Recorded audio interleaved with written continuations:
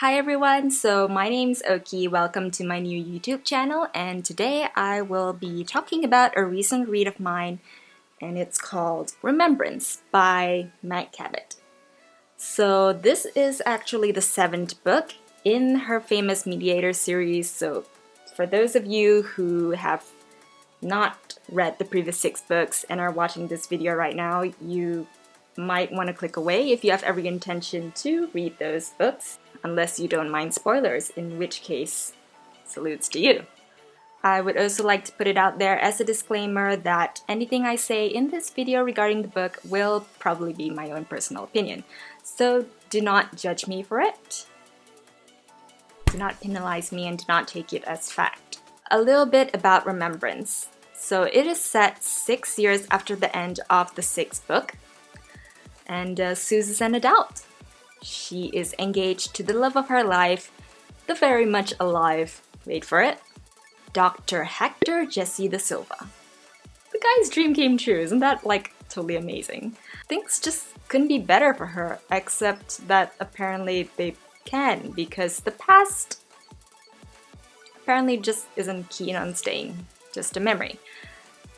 2 words, pulse later.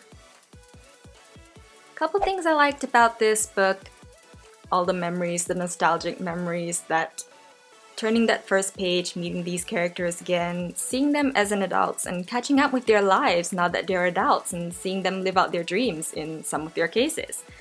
And yeah, it's just great. It's like meeting old friends, and it's just so good to delve into like this world again and see everyone. I love the fact that I get the chance and opportunity to dive into Suze's head again. Thank you so much, Meg Cabot. And she is still as kick-ass and independent a person as I remember her being. She is actually probably the first strong heroine in a fiction novel that stuck with me all these years because she was just so amazing to me. And yeah, I love her personality, I love how fiery she is, and I love that she does what she does in kick-ass heels. Meg has always been really talented at mystery, in my opinion. She has this ability to write in a way that keeps her readers guessing, like literally guessing. I didn't want to put this book down at all, just like all the other 6 in the past. And I couldn't wait to figure out the truth because it's really hard to figure it out with Meg's writing. She's that talented. And yeah, so I was just like, sleep, who needs it? Food, nah. I needed to freaking figure this out. And you can just see reading through the entire novel that she put a whole lot of thought and planning into this, and it just works so beautifully. I love that. As with every book I've read out there, it's not perfect. There are going to be certain things about it that I don't particularly enjoy as much as some of the other things. And I just felt that there are quite a few things in this book that I felt could have been improved on to make it even better than it already is. Before I read this, I noticed that it was categorized as an adult novel, seeing as the whole cast is pretty much grown up. Yeah, but in my personal opinion, it read more like a teen novel. Though it deals with some harder issues, some harder topics, it kind of skates around the edge of actually going into the nitty-gritty. It's not a bad thing, by the way. Like, Remembrance is probably a good transitionary read if you're transitioning from teen novels into adult fiction novels. So maybe that's a good point, but I just felt, having read other young adult novels in recent years, that this one is kind of watered down in comparison. Now this is probably just me, but Meg uses a whole lot of brackets in writing this novel, and I found that made my reading experience quite jarring because I could not always follow what was happening.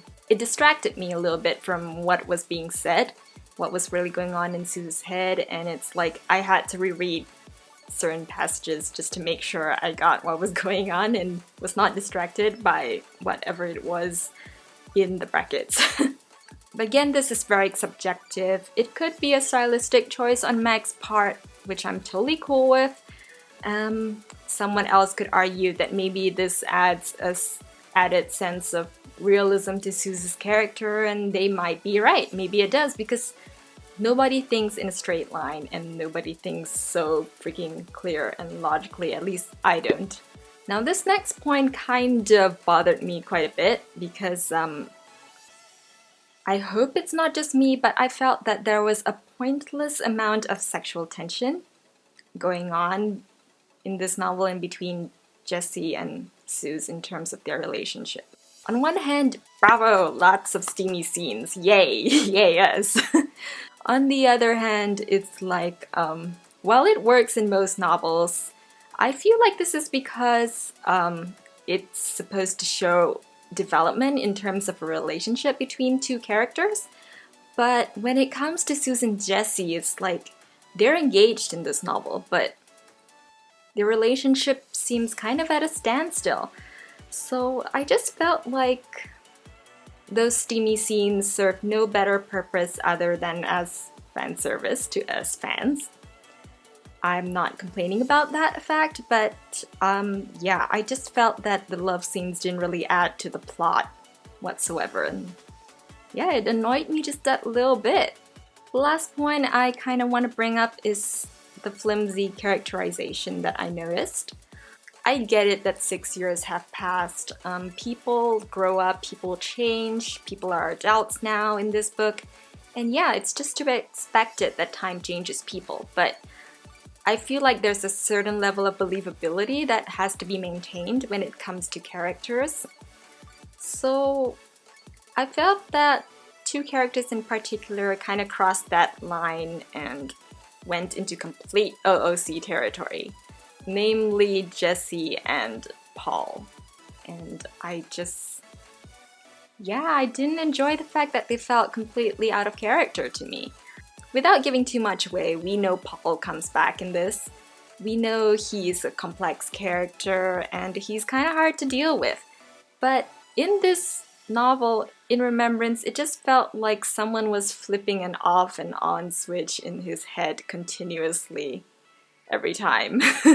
It's like one moment he is totally into Suze and he wants her and he will totally blackmail the crap out of her just to get her. And then when things get difficult, all of a sudden he's like, you know what, I give up. You can have her, Jessie, I'm done. And it's like, make up your mind, Paul. I'm sorry to say that Jessie kind of suffers from the same unbelievability.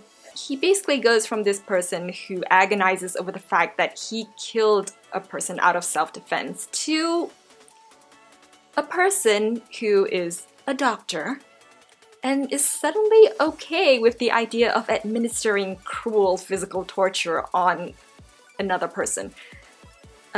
Yeah, given this person is a potential baddie in the novel Remembrance, but yeah, I don't think I was really buying it because Jessie was the kind of guy that struck me as, yeah, he's a nice guy and I don't think he would hurt a fly unless that fly was freaking Paul Slater. Remembrance gets a very satisfactory 4 out of 5 stars on Goodreads from me.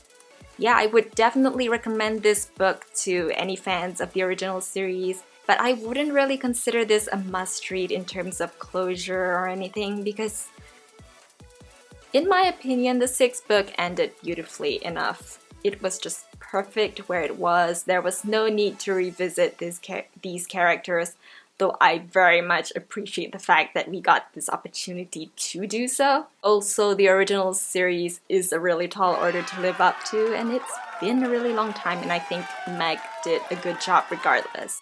So yeah, that is the end of my first ever book review. Yay! So for those of you who have stayed until the end, thank you so much. I hope I came across okay and got some of my points across. Hopefully this was helpful and hopefully I will continue to do it. So thank you so much for watching and hopefully I'll see you in the next video. Bye!